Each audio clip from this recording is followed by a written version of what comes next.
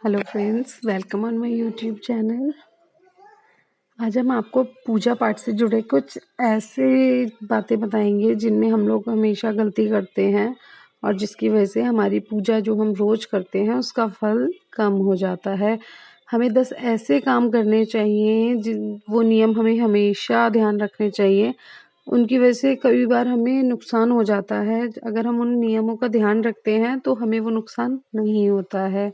सनातन धर्म को मानने वाले लोगों के लिए पूजा पाठ सबसे ज़रूरी क्रिया मानी जाती है। हिंदू धर्म के लोगों की दैनिक दिनचर्या पूजा पाठ के बिना शुरू ही नहीं होती है। हम सभी स्नान के बाद भगवान के सामने सिर झुकाना अनिवार्य मानते हैं। इसके अलावा हिंदू पंचांग में हर महीने कुछ ऐसी विशिष्ट तिथियां मनाई जाती हैं जिन पर पूजा पाठ करना ज़रूरी माना गया है। पूजा पाठ करना जितना ज़रूरी माना गया है उतना ही ज़रूरी पूजा पाठ के नियमों का पालन करना भी माना जाता है। आज हम पूजा से जुड़े ऐसे ही नियमों के बारे में बात करेंगे, आपके लिए ध्यान में रखना जो बहुत ज़रूरी होता है। हमें कभी भी भगवान को या फिर अपने बड़े को एक साथ प्रणाम नहीं करना चाहिए। इसके साथ ही ये भी ध्यान रखना चाहिए कि सोए हुए व्यक्ति के चरण स्पर्श हमें कभी नहीं करना चाहिए। पूजा के बाद बड़ों का आशीर्वाद लेते समय हमें ध्यान रखना चाहिए कि किसी के दाएं पैर को दाएं हाथ से, बाएं पैर को बाएं हाथ से छूकर हमें प्रणाम नहीं करना चाहिए। और जप करते समय जीभ या होंठ को हमें नहीं हिलाना चाहिए। जब हम जप कर रहे होते हैं तो हमारी ना जीभ हिलनी चाहिए, ना हमारे होंठ हिलने चाहिए। जब हम कोई माला जपते हैं तो हमारे मन में वो ओम नमः शिवाय या जो भी मंत्र हम जप कर रहे होते हैं वो हमारे मन में चलना चाहिए। इसे ही उपांशु जप कहते हैं। इसका फल 100 गुना प्राप्त होता है। माला जप करते समय दाएं हाथ को कपड़े या गौमुखी से ढककर रखना चाहिए। जप के बाद आसन के नीचे की जो भूमि होती है उसके स्पर्श कर नेत्रों से लगाना चाहिए। इससे आपके जप के पूर्ण फल की प्राप्ति होती है।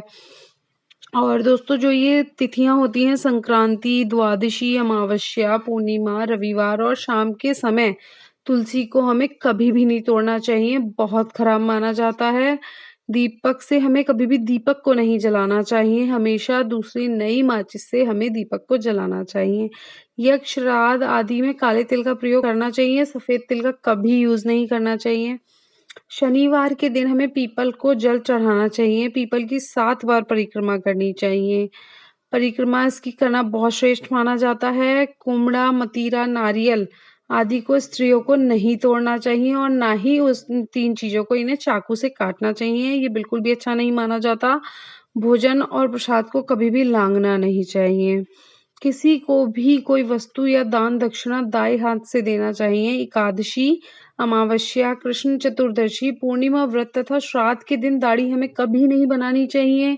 महिलाओं को बाल नहीं काटने चाहिए। बिना जनेऊ पहने जो भी पूजा पाठ किया जाता है वह निष्फल माना जाता है। शंकर जी को विल्व पत्र, विष्णु जी को तुलसी, गणेश जी को दूर्वा और लक्ष्मी जी को कमल प्रिय है। शंकर जी को शिवरात्रि के अलावा किसी भी दिन कुमकुम नहीं चढ़ती। शिव जी को कुंद, विष्णु को धतूरा, देवी जी को आंख तथा मदार और सूर्य भगवान को तगर के फूल नहीं चढ़ाए जाते हैं। घी का दीपक अपने बाईं ओर तथा देवता को दाईं ओर रखें एवं चावल पर दीपक रखकर प्रज्वलित करें। पूजा करने वाले माथे पर तिलक लगाकर ही पूजा करें। ऐसा माना जाता है कि 5 रात तक, मतलब 5 रात्रि अगर लगातार हम लोग कमल का फूल रखते हैं तो वो बासी नहीं माना जाता है। और 10 रात तक अगर हम तुलसी रखते हैं अपने घर में तोड़कर तो उसे भी बासी नहीं माना जाता। पूजा करते समय पति पत्नी जब साथ में बैठते हैं तो पत्नी को दाएं भाग में बैठकर धार्मिक क्रियाएं संपन्न करनी चाहिए और हमें कोई भी पूजा हो पूर्व दिशा की तरफ मुख करके ही बैठना चाहिए। अपने बाईं ओर घंटा, धूप तथा दाईं तरफ हमें क्या रखना चाहिए? शंख, जलपात्र और पूजा की सामग्री रखनी चाहिए। ये सभी नियम हमारे छोटे-छोटे नियम हैं जिनसे हमारी ज़िंदगी की बहुत बड़ी-बड़ी गलतियाँ हो जाती हैं, जिस वज़ह से भगवान हमसे रुष्ट हो जाते हैं। इन सब चीज़ों को हमें बहुत ज़रूरी होता है ध्यान में रखना। ये छोटी-छोटी गलतियाँ हम करते हैं जिसकी वज़ह से हम अनजाने में पाप के भागी बन जाते हैं। तो उम्मीद करती हूँ आप लोग इन सब चीज़ों का आप ध्यान रखेंगे। ये छोटे-छोटे नियम हैं, कुछ इसमें वो नहीं है, बहुत मेहनत करनी पड़ेगी, बस हमें अपनी गलतियों को सुधारना है। इन नियमों को फ़ॉलो करने के बाद भी आपको भगवान से जब आप आखिर में पूजा करके उठते हैं, तो हमेशा क्षमा प्रार्थना करके उठना चाहिए, हमेशा भगवान को आखिर में यही बोल के उठना चाहिए, हमसे जो भी अनजाने में त्रुटि हुई हो उसके लिए आप हमें क्षमा करें। तो उसको ऐसा बोलने से हमारी पूजा में जितनी भी गलतियाँ होती हैं वो भगवान माफ़ कर देते हैं। उम्मीद है मेरी वीडियो आपके लिए हेल्पफुल होगी।